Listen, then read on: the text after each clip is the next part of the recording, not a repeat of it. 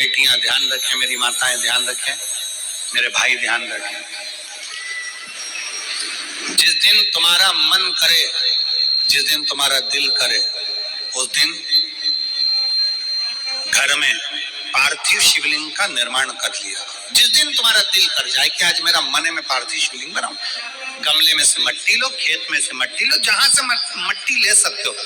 घर के बाहर कोई गमला हो, बगीचा हो, शहरों में जमीन पर कहां मट्टी ढूंढने जाओगे, तुम्हारे जो गमले लगे रहते हो उसमें से मट्टी ले लो, पर छोटा सा पार्थिव शिवलिंग का निर्माण।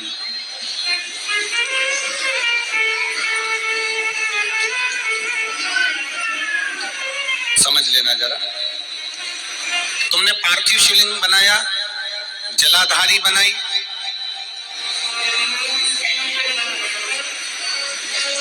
पूजन कर लो जिस दिन तुम्हारा मन करे। कोई तिथि, कोई बार, कोई दिन, कोई समय, कोई घड़ी, कोई पल कुछ मत देखो। तुमने पार्थिव शिवलिंग का निर्माण किया, 3 आखा चावल, 3 अक्षत। आखा चावल जानते हो, साबुदाना, आखा चावल, 3 चावल के दाने, एक गणेश जी की जगह, एक अशोक सुंदरी की जगह, एक षडानंद कार्तिकेय जी की जगह, 3 चावल दाना। 3 दुर्वा, एक गणेश जी की जगह, एक अशोक सुंदरी की जगह, एक षडानंद कार्तिकेय जी की जगह। 3 बेलपत्र, जहां पर माता पार्वती जी का आपने ये जलाधारी बनाई है, उसी जलाधारी पर यहां से पानी बहता है, इसके ठीक विपरीत में यहां 3 बेलपत्र, तीनों रख लीजिए।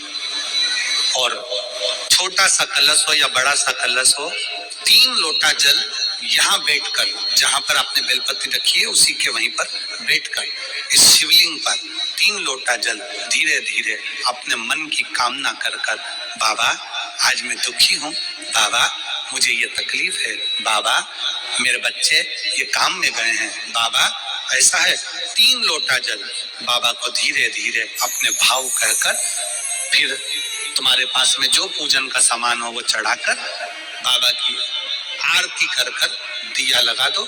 जब दिया ठंडा हो जाए उस शिवलिंग का विसर्जन कर दो।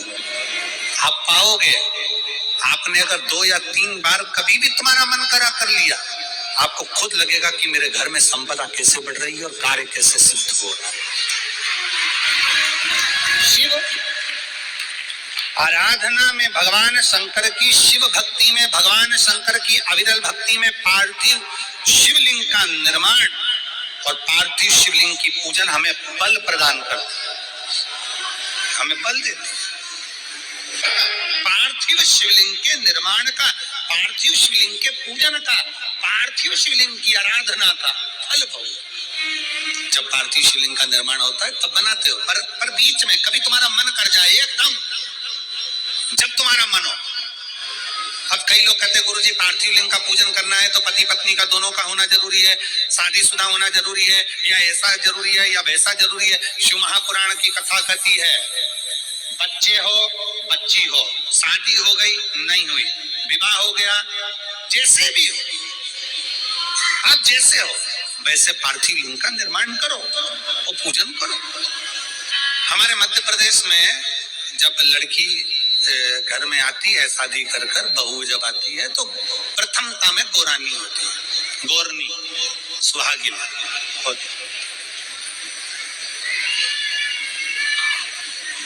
गोरनी होती है, सुहागिन होती है। किस लिए होती है? कोई तुमसे पूछे शादी के तुरंत बाद ये बहू को बिठाकर गोरनी सुहागिन क्यों करी जाती है? शिव महापुराण की कथा कहती है, शंकर भगवान के शिवलिंग को बनाकर माता पार्वती जी ने पूजन कर कर शिवलिंग में से ही सिंदूर लेकर अपनी मांगों में भरा है। आज भी सुहागिन में, गौरनी में ऐसा बनाया जाता है और उसके अंदर सिंदूरा दिया जाता है। उस सिंदूर को लोग अपने मांग में भरते हैं। इधर भरते कि नहीं भरते वो हमें नहीं भरते हैं, इधर भी ठीक, आज भी भरते हैं।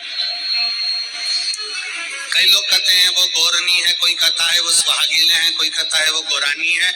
शिव महापुराण की कथा कहती है ये पहली पूजन मेरी माता पार्वती जी ने अखंड सौभाग्य के लिए करी थी। इसलिए आज भी पहली बार शादी करने के बाद पार्वती जी पहली बार इस पूजन को करी थी। आज भी शादी के बाद सुहागिले घरों में होती हैं, जब बहू प्रवेश करती है उसके बाद आज भी करते हैं।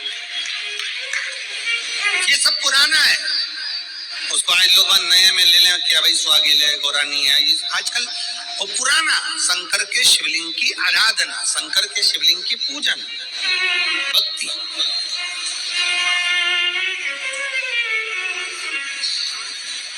तो शिव महापुराण की कथा कर रही है, भगवान शंकर का चरित्र कर रहा है। पार्वती जी ने शंकर के शिवलिंग का निर्माण किया। अब निर्माण करते करते जब पार्थिव लिंग का निर्माण किया जाता है, पार्थिव शिवलिंग को जब बनाया जाता है तो पार्थिव शिवलिंग का एक नियम है, आप उसका स्मरण जरूर करें।